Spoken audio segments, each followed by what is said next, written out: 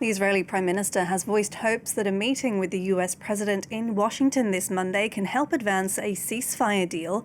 Indirect negotiations between Israel and Hamas began on Sunday evening in Doha, which, as well as an end to the fighting, aims to reach a deal on the release of hostages from Gaza in exchange for Palestinian prisoners.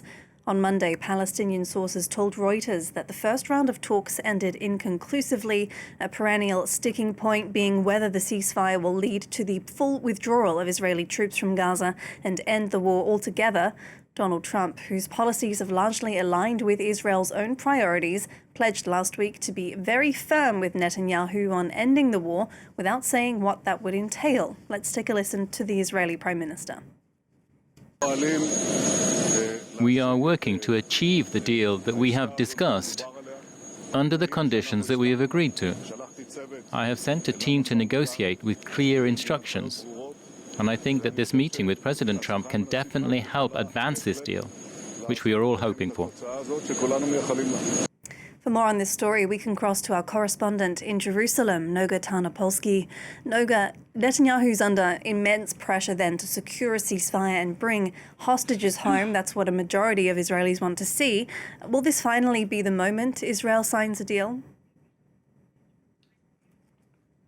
We don't know, and it's important to remember, I would say, two things. One is that in that statement that we just saw from the Prime Minister as he was about to depart for Washington, he underscored that what he wants is a deal, quote, on our terms. So we're not sure Netanyahu has flown to D.C. with any kind of a spirit of flexibility or of advance motion.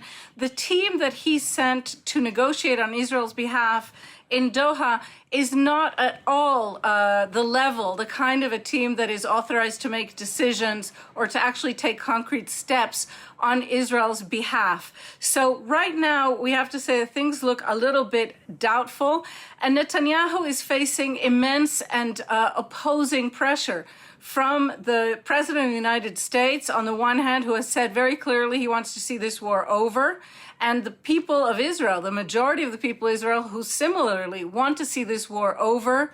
But Netanyahu faces the counter pressure from his own extremist ministers who are threatening at any moment to abandon the coalition and possibly topple Netanyahu's hold on power if, in fact, he does decide on any deal that would bring an end to the war. Also, one last thing I want to say. Back in January, just before President Trump took office, Israel signed a similar deal and simply walked away from it right before the moment that it was supposed to advance towards negotiations on ending the war. So Israel doesn't have the best track record right now with these discussions.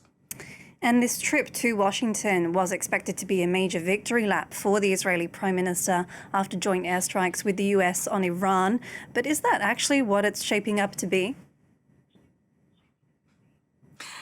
We don't know. And obviously, any visit to the White House these days is a very shifting scenario. But right now, it is a very strange visit. Netanyahu was expecting to be able to shine in a major photo op, at least, next to President Trump, a sort of joint victory lap on behalf of the Israeli Prime Minister, the first who really attacked Iran's nuclear program, and the American president who joined him in these attacks and kind of delivered the coup de grace. And yet there's nothing scheduled. Today is Monday. It's the most important day of Prime Minister Netanyahu's visit, and there are no press events scheduled. Zero. The next few days that Netanyahu will be in Washington, he's not planning on, as far as we know, there's no plan for him to meet the president again. He'll be meeting with lower level officials. And today's meeting with Trump will take place when it's 1:30 in the morning in Israel. A private dinner for the two of them in the White House with no images right now planned. So it does seem to be a somewhat awkward visit this time, and we'll just have to see how it